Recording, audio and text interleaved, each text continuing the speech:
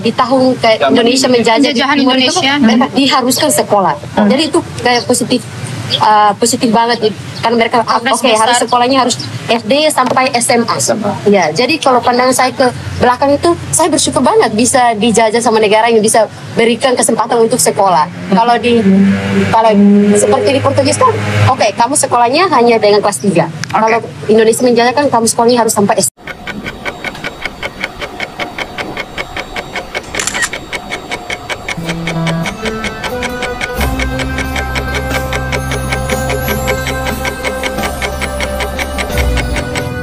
Halo sahabat Rampo. Disclaimer dulu nih sahabat. Jangan marah ya. Soalnya di buku sejarah mereka memang disebutkan Indonesia penjajah. Tapi apakah benar Indonesia menjajah Timor Leste? Mari lihat faktanya. Timor Leste resmi menjadi negara merdeka pada tanggal 20 Mei 2002. Setelah referendum yang diselenggarakan pada tanggal 30 Agustus 1999. Setelah puluhan tahun berpisah dari Indonesia, dikabarkan negara ini malah makin terpuruk. Dan isunya Presiden Timor Leste menyesal melihat perkembangan kota-kota di Indonesia. Benarkah demikian? Benar atau tidak? Mungkin fakta yang akan menjawab semua itu. Pertama, kita akan membandingkan langsung antara Dili, ibu kota Timor Leste, sebagai representasi dari kemajuan di negara itu, dengan ibu kota Nusa Tenggara Timur, Kupang, wilayah Indonesia yang terdekat dengan Timor Leste. Oke, kita bandingkan dulu sejarah masing-masing wilayah.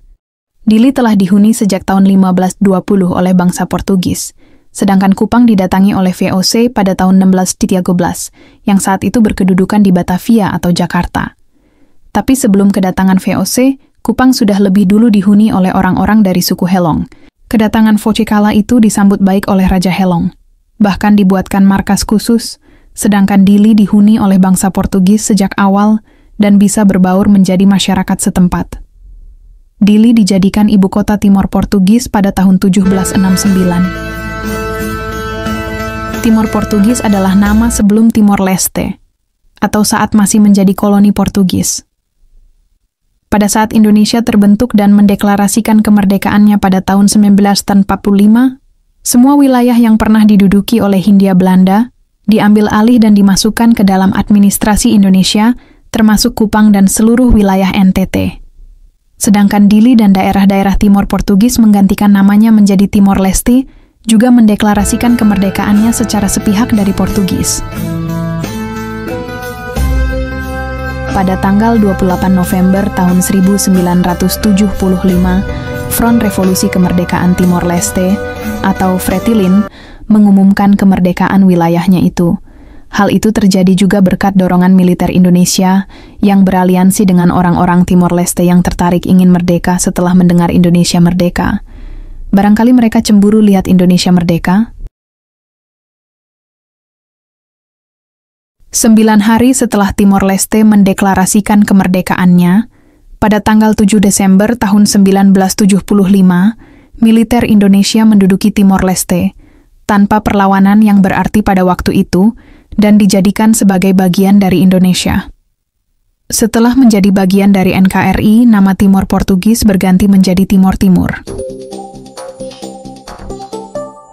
Pada tahun 1976, Timor Timur resmi dinyatakan sebagai provinsi ke-27 Indonesia, dan satu-satunya provinsi di Indonesia yang bukan dari bekas jajahan Belanda, dan menjadi provinsi yang paling unik karena merupakan satu-satunya provinsi di Indonesia bekas jajahan Portugis, di mana provinsi lainnya adalah bekas wilayah jajahan Belanda. Tapi Fretilin dengan militer Indonesia tidak pernah akur. Fretilin, yang sejak era Portugal sudah ingin merdeka sendiri, harus menghadapi pendudukan baru. Gesekan ini menjadi konflik besar, yang mengakibatkan jatuh korban tidak hanya dari kedua mereka, tapi juga rakyat kecil yang tak berdosa. Tanggal 30 Agustus 1999, referendum diadakan yang disponsori oleh Perserikatan Bangsa-Bangsa atau PBB. Dalam penentuan nasib tersebut, mayoritas rakyat Timor Timur memilih untuk lepas dan merdeka dari Indonesia, dan secara resmi merdeka dari Indonesia pada tanggal 20 Mei 2002. Setelah berpisah dengan Indonesia, Timor Timur pun mulai berganti nama menjadi Timor Leste. Dalam memulai perjalanannya sendiri, tentu mereka ada bendera sendiri, lagu kebangsaan, mata uang sendiri, walaupun saat ini mereka masih menggunakan mata uang dolar Amerika Serikat atau USD.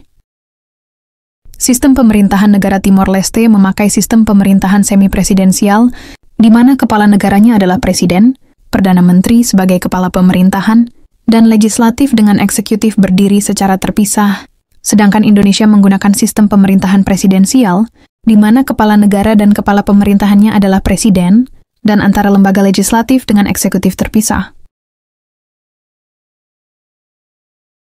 Yang paling terlihat perbandingannya adalah ketika bicara tentang pendidikan dan kesehatan, bagaimana kedua wilayah ini meningkatkan taraf hidup masyarakatnya di negara baru ini, akses pendidikan belum merata.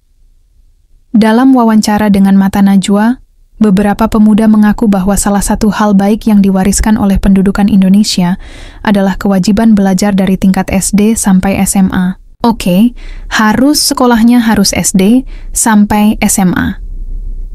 Iya, jadi kalau pandang saya ke belakang itu, saya bersyukur banget bisa dijajah sama negara yang bisa berikan kesempatan untuk sekolah. Meski begitu, di Dili sudah ada beberapa sekolah bertaraf internasional sumbangan dari beberapa negara. Nah, sahabat Rampo, bagaimana pandangan Anda tentang kondisi Timur Leste saat ini? Berikan jawaban di kolom komentar.